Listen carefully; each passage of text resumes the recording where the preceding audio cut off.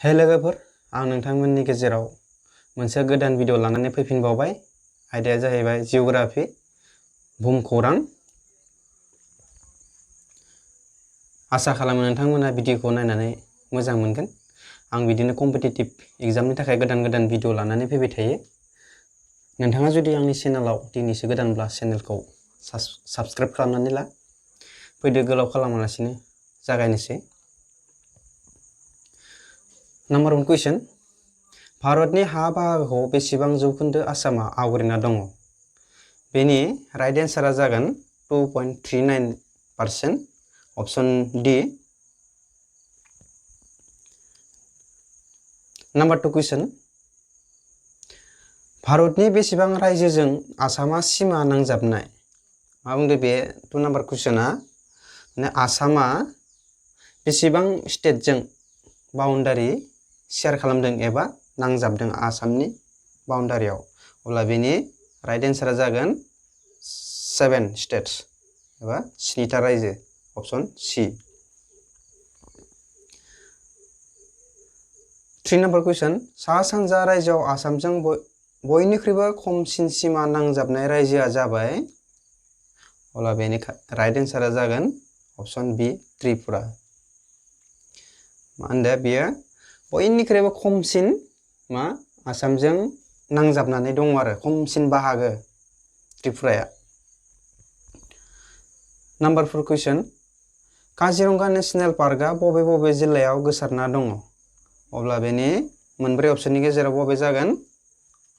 Option A Golaghat, Nagaon आरो कार्बि आंलं जिल्लायाव काजिरंगाया गोसारनानै दङ। अब्ला बेनि थार फिननाया जागोन ऑप्शन ए। नम्बर 5 कुइसन। भारतआव ब्रह्मपुत्र दैमानि गासै लावथाया लांदां जायगा किल'मिटार गोलाव। अब्ला बेनि राइट एन्सारा जागोन बेसेबां? 900 किल'मिटार। Option A. जोंनि भारतआव ब्रह्मपुत्रआ बेसेबां किल'मिटार? 900। नम्बर 6 कुइसन।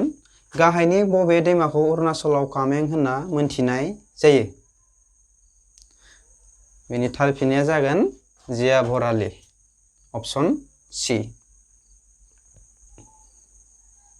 नम्बर 7 कुइसन।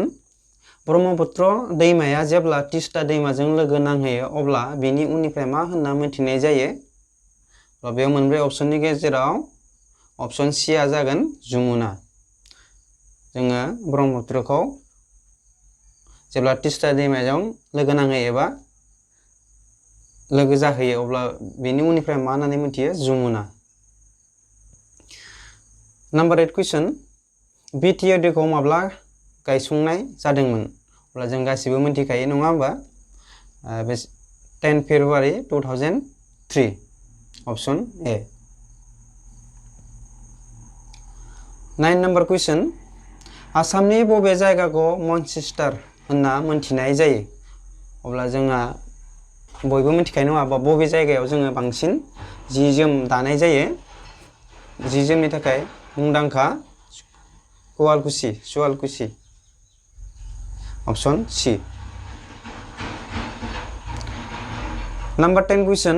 आसामाव गासै बेसेबां थाव सोदांग्रा दङ? अब्ला बेनि राइट एन्सारा जागोन 4। Option C.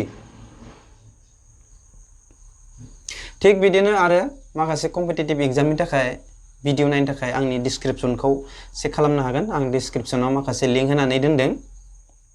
आं बे फार्स्ट पेजआव गासिबो सिलेबासनि सायाव मोनसे भिडिअ लाबोग्रोगोन।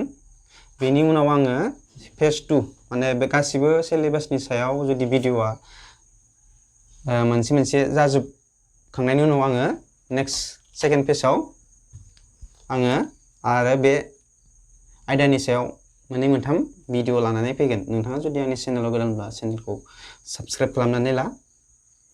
देन नेक्स्ट कुइसन।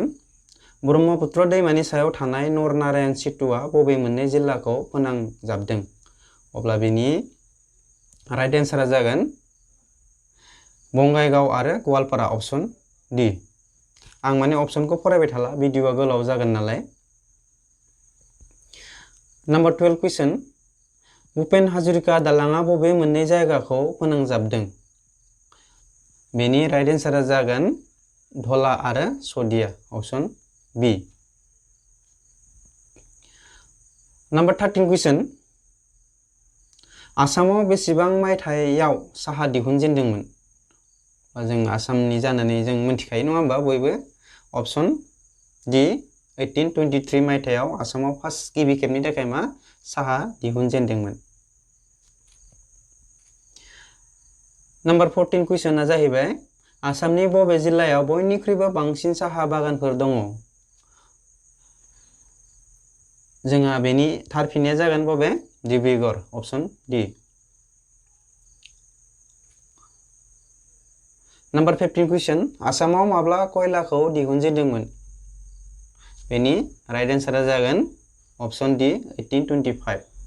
आसामाव खैला एबा कयलाखौ कुलखौ 1825 आव फार्स्ट खेबनि थाखाय दिहुनजेनदोंमोन।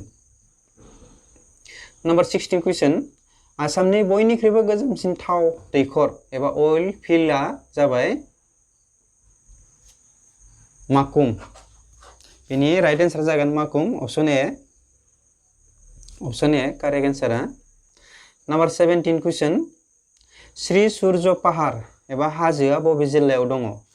बेनि राइट एन्सारा जागोन गवालपारा, ऑप्शन ए। गवालपारायाव सूर्य पाहार एबा हाजोआ दङ। Number 18 question. Forest man of India होनना सोरखौ मुंदांखायै मिथिनाय जायो?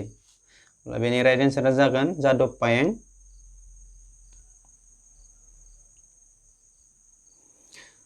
Number 19 कुइसन. आसामाव बेसेबां मायथाइयाव ट्रान्सपर्ट डिपार्टमेन्टखौ गायसननाय जादोंमोन? मा होनदों 19 नम्बर कुइसना आसामाव बेसेबां मायथाइयाव ट्रान्सपर्ट डिपार्टमेन्टखौ गायसननाय जादोंमोन? अब्ला बेनि राइट एन्सारा जागोन 1948, ऑप्शन सी। लास्ट कुइसन, जोबथा कुइसन, नम्बर 20 कुइसन.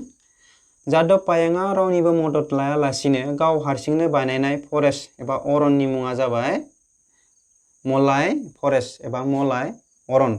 नि थार फिननाया जागोन ऑप्शन बी। दिनैनि भिडिअआ एसेनोसै। थिग बिदिनो आंनि चेनेलाव गोदान गोदान भिडिअ नायबाय थानो थाखाय चेनेलखौ साबस्क्राइब खालामनानै ला आरो भिडिअखौ मोजां मोनदोंब्ला लाइक खालाम, शेयार खालामना हो। बिदिनो आं गोदान गोदान भिडिअ नोंथांमोननि सेराव लानानै फैबाय थागोन। दिनैनि भिडिअआ एसेनोसै।